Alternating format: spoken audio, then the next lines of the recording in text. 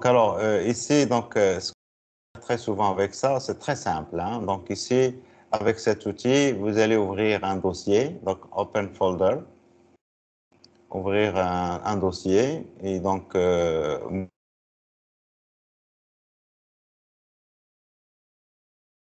dans des dossiers comme ça, dans un projet, enfin, dans un dossier que j'appelle Projects. Et donc, à chaque fois que je vais créer un projet, donc, je crée un dossier pour mon projet et c'est là où je vais organiser mes fichiers. Donc là, quand j'ouvre avec cet outil, là, je suis dans ce dossier. Et donc, quand je suis ici, quand je clique sur cette barre ici, donc s'il n'est pas affiché, cette barre, ça s'affiche ici sur ce bouton. Et donc ici, le dossier, c'est là. Je peux créer des fichiers. Je peux créer des dossiers pour organiser la structure ici. Et à tout moment, je peux cliquer sur le bouton droit de la souris ici et je peux lui dire Reveal in File Explorer. Et donc, ça va m'afficher mon dossier dans l'explorateur. Et donc, mon dossier ici, il est vide. Il n'y a rien dedans. Donc, ici, je peux ici créer un fichier. Et donc, comme on a dit, nous, on va travailler dans le web. Et donc, on va commencer par créer un fichier HTML. Le fait de créer un fichier HTML, il va lui donner une icône et ça, c'est tout à fait configurable, ces icônes, mais ça vous permet d'avoir une vue globale sur le type de fichier que vous êtes en train de manipuler. Il faut savoir que cet outil est très intelligent, donc ici, je suis en train de créer un fichier HTML. En même temps, on voit ici que le langage, pour lui, le langage qu'il va utiliser, c'est le HTML. Quand vous cliquez sur ça, il va vous donner, donc vous voyez ici les différents types de langage que vous pouvez utiliser, il y en a plein. Et donc on va se limiter à ça. Et donc pour créer une page web très simple, donc je vais écrire point d'exclamation et ça montre l'intelligence parce que nous, on ne va pas réinventer la roue à chaque fois, on ne va pas retaper à chaque fois le code. Et donc ici, point d'exclamation et le fait d'écrire ça, voilà ce qui va me générer automatiquement. Quand je vais cliquer sur tabulation, il va me compléter et il va me mettre la souris ici. Je peux modifier ce qui est sélectionné ici. Je tape avec mon clavier sur la touche tabulation. Il passe, je peux modifier ici cet attribut. Nous allons revenir plus tard sur qu'est-ce que ça veut dire tout ça. Mais donc ici, voilà, je passe encore tabulation, ma page web, tabulation, et donc je peux écrire, regardez, je fais H1, et il me fait une proposition ici, tabulation, il complète, et donc ici, bonjour, SIG, alors SIG2, HTTP, CTRL S, j'enregistre. Et donc là, si je reviens vers mon browser, vers mon explorateur, voilà la page que j'ai créée. Et cette page, elle correspond à celle que je vois ici. Je peux tout simplement double-cliquer dessus. Vous voyez que là, j'ai créé une page web. Et là, je suis en train de visualiser ma page web dans ma machine locale. Vous voyez ici que ce qu'on avait vu tout à l'heure, le protocole, etc. Donc ici, le protocole qui est utilisé, c'est un nouveau protocole ici, s'appelle File. Et donc le protocole File, c'est toujours la même structure. C'est un protocole avec lequel le browser va parler avec le système de fichiers. Le système de fichiers, c'est-à-dire le système que vous explorez en utilisant l'explorateur ici. Et il va parler, donc ici, après, donc le séparateur, c'est deux points slash slash. Et après, ça, c'est le chemin. Slash c deux points project EHTP index.html. Et ça, c'est le chemin réel, physique, que j'ai dans ma machine ici. C deux points project EHTP et le fichier s'appelle index.html. Si je reviens ici et je fais une modification, donc je vais ajouter du contenu encore. Donc, allez, la vie est belle. CTRL S et j'actualise. Voilà, donc le texte que je vois ici. Je peux à tout moment, là je suis dans le browser, je peux passer ici, faire des modifications. Et quand je reviens au browser, j'actualise pour recharger la nouvelle page. Enfin, la nouvelle version de ma page. Alors, donc ici, vous voyez que cet outil est très intéressant. Donc, on peut créer d'autres fichiers. Donc, je crée un fichier de style, style.css. Vous voyez ici, il a mis dièse, et donc ici, c'est une icône pour désigner CSS. Et automatiquement ici, il va utiliser le langage approprié. Et donc ici, pour CSS, je peux écrire du CSS. Et vous voyez ici très bien le code CSS. Donc je lui dis color orange red. Là, je suis en train d'écrire. Voilà. Donc là, j'écris une règle CSS. Nous allons revenir bien sûr sur qu'est-ce que c'est que ce que je suis en train d'écrire là. Bien sûr, ça ne va rien changer au niveau de ma page, puisque la page index n'a aucune idée sur le contenu de celle-ci. Donc, je peux revenir à cette page index.html et je vais lui attacher cette feuille de style. Eh bien, donc pour ça, pour attacher une feuille de style, on utilise, donc vous voyez ici, c'est juste pour vous montrer la puissance des outils comme ça. Tout ce que nous allons étudier, on peut le faire rien qu'avec le bloc-notes de Microsoft. Par exemple, le bloc-notes, c'est ça.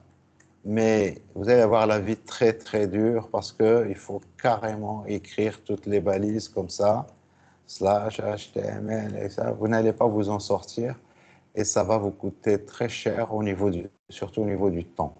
Donc ici, là, regardez, j'écris link. Si je ne vois rien, donc alors j'écris link. CTRL-TAB si vous ne voyez pas les propositions. J'appuie sur tabulation et ça me complète. Il me dit ici, donc là, on veut utiliser une feuille de style, style sheet. Et là, je vais lui donner le chemin. Et vous voyez que là, il a compris le chemin parce qu'il a détecté la feuille qui se trouve juste à côté. Là, j'écris juste S. Et là, vous voyez qu'il complète le S. Il est en bleu. Vous voyez, il est en bleu. Et il complète le reste. J'appuie sur Entrée. Là, j'ai fait le lien entre cette page index.html et je lui ai ajouté les feuilles de style qui se trouvent ici. Si j'enregistre, alors bien sûr, j'enregistre, je ne vous ai pas dit, ça, il faut apprendre à utiliser les raccourcis pour quand vous faites des modifications ici. Je fais des modifications, je vois que ici il y a eu une modification et donc on peut en ajouter d'autres. Hein. Et alors, donc ici, ma modification ici, si je veux l'enregistrer, c'est CTRL-S, ou bien il faut aller vers File, Save, et là, vous voyez les raccourcis. C'est CTRL-S. Donc, je fais ici CTRL-S, et si je reviens à ma page, je fais Entrée. Vous voyez que ici, la couleur de ma balise ici, donc on va revenir sur cette notion de balise plus tard, donc a été changée, donc j'ai ajouté la feuille de style ici. Donc juste pour vous montrer que c'est un outil qui est vraiment très important au niveau de notre cursus. Donc voilà, donc on peut ajouter des structures ici, je peux ajouter des fichiers, par exemple un dossier images, et donc dans mon dossier images, je une image. Alors, j'ai besoin d'images. Allez, on va aller chercher des images sur Internet. On peut, par exemple, prendre la photo de Tim Berners-Lee. Donc, allez, on va la prendre. Donc, je fais bouton droit de la souris, enregistrer l'image sous, et donc, je vais aller la mettre dans mon dossier. Donc, alors, dans mon dossier, c'est C. Et donc, alors, je vais copier le chemin. Donc, ici, c'était ça le chemin. Donc, je copie le chemin ici, je le mets là, et j'appuie sur Entrée, et donc voilà mon dossier image. Et là, donc ici, c'est l'image qui s'appelle team.jpg. OK. Bon, donc alors là, ici, si je reviens à mon éditeur de texte, je vais ouvrir ici, je vais trouver l'image ici, team.jpg. Je peux cliquer dessus et donc il va me l'afficher c'est juste au niveau de l'éditeur. Ici, l'image, c'est le fichier team.jpg. Mais moi, je veux afficher, donc ici, l'image ici. Et donc, pour afficher une image, c'est IMG. Et donc, entrée. Et là, je dois donner le chemin. Et donc, ici, c'est le dossier Images. Alors, si on ne voit rien, donc ici, j'écris I, je ne vois rien. Je peux appuyer sur CTRL et la barre d'espace. Il me donne des propositions. Donc, il y a le dossier Images. Et à l'intérieur, vous avez team.jpg. Et donc là, je fais CTRL S, je reviens dans mon browser, je reviens vers ma page web, j'actualise, et donc voici l'image de Tim Berners-Lee, etc., etc. Et bien sûr, donc, ce que je suis en train d'écrire, ici dans ma page, à tout moment, je peux aller l'inspecter. Et donc, je vois là le code que j'ai écrit. Et à chaque fois que je passe la souris sur un élément, parmi ces éléments, donc je vois sa correspondance. Vous voyez les trucs en bleu et orange. Et en même temps, au niveau des styles, ici, si je clique sur ça, vous voyez que ici, la couleur ici que j'ai configurée, c'est exactement ce que j'ai configuré ici au niveau de CSS. Si je veux modifier cette couleur, je peux venir par exemple ici et cliquer sur ça et aller choisir une autre couleur. Voilà, donc vous voyez ici que ça s'applique automatiquement. Et bien sûr, si je réactualise, je reviens à la version que j'ai ici. Mais très souvent, donc, quand on va travailler, donc ici, je modifie la couleur. Et je vais mettre une couleur violacée comme ça. Ça me plaît, c'est bon. Et donc la couleur, alors, je ne l'ai pas gardé, donc je reprends. Donc une couleur violacée, voilà.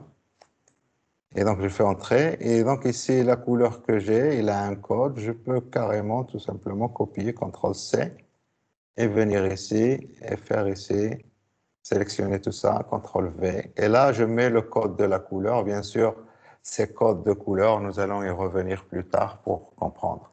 Donc ici, j'enregistre et je vais revenir à ma page, j'actualise et là, ça ne change plus. C'est la valeur que j'ai donnée.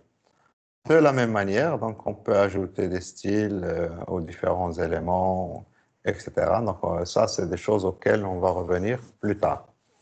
Alors, juste, donc, j'essaye de vous montrer que cet outil est vraiment très intéressant. Ça me permet de travailler ici en local. Je suis en train de travailler sur ma machine locale, dans mon dossier ici, mais ça va me permettre aussi plus tard d'aller travailler, par exemple, sur un serveur distant. Alors, pour comprendre ça, la puissance de ces outils, je vais me connecter à mon serveur. Et alors, pourquoi il me dit ça? Donc, il faudrait que je configure le HTTPS. Donc, alors, je vais me connecter à mon serveur distant. Et sur mon serveur distant, je vais configurer. Donc, c'est juste aussi. Donc, l'objectif de cette présentation, c'est de vous montrer que quand vous aurez compris les différents éléments, vous allez pouvoir très rapidement, bien sûr, quand vous aurez configuré les bases fondamentales ici, vous allez être très rapide au niveau donc, de la création de sites, etc. Là, je vais créer un site. Vous voyez, ici, j'en ai plein de sites ici. Je vais en créer un juste pour démonstration pour vous. Et donc, mon site, donc c'est un site donc ici, qui va écouter sur le port 80 et que je vais mettre sur un dossier distant. Et donc, le dossier distant, alors je vais l'appeler, donc il faudrait que je le crée. Ce dossier. Donc, je vais le créer. Je vais le créer avec un outil ici pour que vous voyez donc ici, quand vous accédez à un serveur distant, vous pouvez mettre en place des outils qui vont vous permettre de travailler sur le serveur distant exactement comme si vous êtes sur local. Et donc ici, sur mon serveur distant, je vais accéder à un dossier particulier. Ça, c'est un serveur Linux. Et donc ici, dans un dossier où j'organise tous mes sites, j'ai plein de dossiers ici, vous voyez. Et donc, je peux créer dans ce dossier un nouveau répertoire, Create New Directory. Et donc, je vais appeler ça EHTP. Et je fais Create. Voilà. Donc ici, mon dossier, il est créé. Vous voyez ici, le dossier, il est vide, il n'y a rien dedans. Je vais revenir ici, là où j'étais tout à l'heure, et je vais lui dire maintenant /home /aziz/sites /ehtp, et c'était le dossier qu'on avait créé. Et puis, la dernière étape, c'est, donc je vais mettre ici le nom qui va me permettre d'accéder à mon serveur. Alors ça, bien sûr, ce nom doit correspondre à l'adresse de mon serveur. Et donc, l'adresse de mon serveur se trouve quelque part sur Paris. Et donc, il a une adresse IP. Et à cette adresse IP, donc, je peux associer, et déjà, c'est déjà fait, associer le nom dive.net. Mais là, le nom ehtp.dive.net va être associé maintenant de manière dynamique. Donc, je fais create. Et donc là, ça va me créer un site. Et je fais ici actualiser pour le serveur web Apache. Et donc, je lui dis de prendre en considération le nouveau site que je viens de créer. Et à partir de maintenant, je peux écrire http.dive.net. Et là, je suis en train d'accéder à un serveur distant, ici, en utilisant tout simplement HTTP. Et là, le serveur me répond, il me dit forbidden, you don't have permission to access this resource. C'est clair parce que dans mon dossier distant, il n'y a rien. Dans mon dossier distant, il n'y a rien. Et donc, c'est ce qu'on vient de voir ici. Le serveur sur le serveur distant. Donc, j'ai le chemin, c'est ça. Home, Aziz, Sites, HTTP. Et le dossier est vide. Je peux tout simplement aller créer un fichier ici. Donc, create a new file. Et je vais l'appeler index.html. Et je fais create. Et donc, le fichier a été créé. Alors, je ne vais rien écrire dedans. Je le ferme. Et donc, c'est un fichier qui s'appelle index.html et qui ne contient rien du tout. Et donc, si je reviens à ma page ici et je fais actualiser, là, il m'affiche une page blanche. Et c'est qu'en réalité, là, il est en train de m'afficher la page que je viens de créer. Et donc, bien sûr, je peux revenir à cette page et la modifier. Donc ici, vous voyez, je suis en train d'utiliser un outil directement sur Internet. Et donc, je peux écrire tout simplement ici « Bonjour ». Et c'est juste du texte. Et j'enregistre. Enregistrer, donc je ne viens pas sur ça, j'utilise toujours les raccourcis, CTRL-S, là où vous êtes. Donc, il faut toujours utiliser les raccourcis. Si j'actualise ici, donc on va voir « Bonjour ». Maintenant, donc, si je reviens à notre outil, parce que moi, je ne vais pas aller travailler à chaque fois avec ça, donc il suffit que je configure mon site web. Là, il est configuré dans le dossier EHT. Et donc, moi, je veux travailler dans ce dossier et je veux travailler directement à partir de ma machine locale et avec mon éditeur préféré qui est Visual Studio Code. Alors pour ça, donc, il y a des plugins qui vont nous permettre d'accéder. Donc ici, il faut voir que cet outil, il est extensible. Et donc, on peut installer des plugins. Et parmi les plugins que j'ai installés ici, il y a un outil qui s'appelle Remote Explorer. Et donc, si j'utilise cet outil ici, donc je peux créer, donc ici, ajouter des cibles, des serveurs distants. Et donc, je vais me connecter à mon serveur en utilisant ici SSH derrière. Et donc là, mon serveur, donc, il suffit de lui donner le mot de passe pour accéder, me connecter à mon serveur.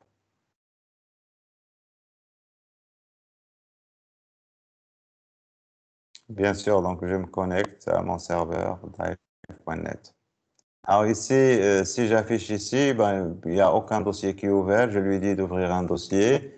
Et donc, c'était le dossier dans lequel on travaillait tout à l'heure. Sites, slash, c'était HTTP. Et donc, je lui fais entrer. OK.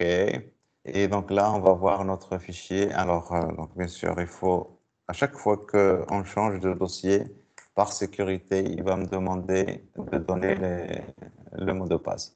Mais c'est une très bonne chose. Donc ici, le fichier qui se trouve sur le serveur, c'est ça. Et donc, c'est dans ce serveur, on avait écrit juste bonjour. Et moi, donc, au lieu de travailler sur des outils comme on vient de voir ici, en modifiant le fichier ici, en le modifiant ici, je vais utiliser maintenant mon outil. Et comme tout à l'heure, donc, je peux créer une page. Et donc ici, H1, bonjour, HTTP.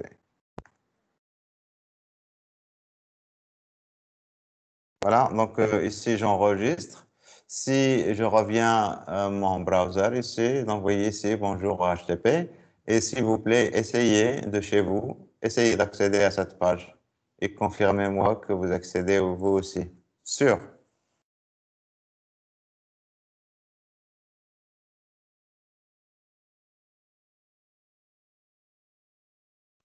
Oui, monsieur. Donc Ça, voilà, donc oui, vous accédez donc certainement. Alors moi, le but ici, donc il y a beaucoup de choses. Donc comme je vous ai dit tout à l'heure, donc bien sûr il y a Apache, il faut comprendre comment ça fonctionne Apache, il faut pouvoir configurer Apache. Et vous avez bien compris que là ici, quand vous regardez ici, j'ai plein de sites et pour chaque site il y a un chemin. Pour chaque site il y a un chemin. On appelle ça le répertoire de base. Et donc pour le site qu'on vient de créer. Donc, il a le chemin HTTP. Et alors, il est où? Donc, HTTP, je ne sais plus. Et on peut le chercher. Et donc, le chemin HTTP, c'est ça. Home, Asis, Site, HTTP. Le fichier que je viens de créer. Donc, ici, c'est juste un dossier. Et donc, il suffit de modifier le contenu de ce dossier pour que ça se reflète sur le site. Donc ici, si je modifie, donc j'ajoute ici une nouvelle page. J'ajoute une nouvelle page comme on a fait tout à l'heure. Donc je vais ajouter styles, exactement comme on a fait tout à l'heure, ou style tout simplement .css. Et donc je vais faire comme tout à l'heure H1. Ça veut dire je vais m'attaquer à la balise ici qui s'appelle H1 et je veux que la couleur de sa couleur soit orange red. Et je reviens à ma page ici et je vais lui attacher la feuille de style ici, CSS. Donc, comme on avait fait tout à l'heure, c'était link. Et là, exactement comme si je travaille sur ma machine locale.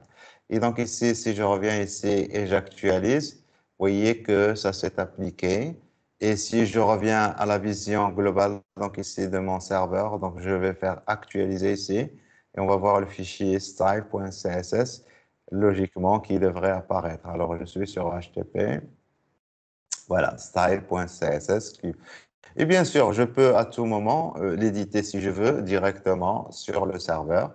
Et donc, on a écrit ici, donc on a mis ici orange. Donc, je vais mettre ici red, je fais CTRL S et je reviens à ma page. Et là, donc c'était orange red ici. Si je fais ça, ça va devenir rouge. Et voilà, donc ici, ça, juste donc un aperçu global sur ce qu'on a fait tout à l'heure. Je peux, comme, exactement comme on a fait tout à l'heure, on avait ajouté un dossier images. Et dans ce dossier images, qu'est-ce que j'ai fait? Donc, on a ajouté l'image, c'était, qui se trouvait ici. Là. Alors, c'est vraiment, donc les outils sont vraiment très convivial, cet outil. Donc, je peux prendre carrément l'image et ici, vous voyez, faire une copie de l'image ici. Donc, voilà, j'ai fait une copie de l'image ici. Si je reviens à la vision de mon serveur, c'est-à-dire là, si j'actualise ici, on devrait trouver le dossier images et on devrait trouver l'image de Tim Berners-Lee. Et donc, je reviens encore une fois à mon outil ici. Et sur index, on va ajouter donc ici l'image de Tim Berners-Lee. Donc, pour ça, c'est img, entrée, la source, c'est le dossier images slash style, CTRL S, et là, je vais revenir à ma page ici sur http.dive.net, et là, j'actualise, et voici l'image de Tim Berners-Lee. Alors, bien sûr, on peut très rapidement s'amuser à faire des choses sur nos pages. Donc, on peut prendre tout ça, CTRL X, et je vais créer ici, je sais pas moi, donc je vais créer une balise div, CTRL V, juste pour vous montrer la puissance de HTML. Je veux que le texte que j'ai ici et ça, je veux que ça soit centré au milieu ici. Et donc, j'ai pris tout ça et je l'ai mis à l'intérieur d'un conteneur qui s'appelle div/div, ici.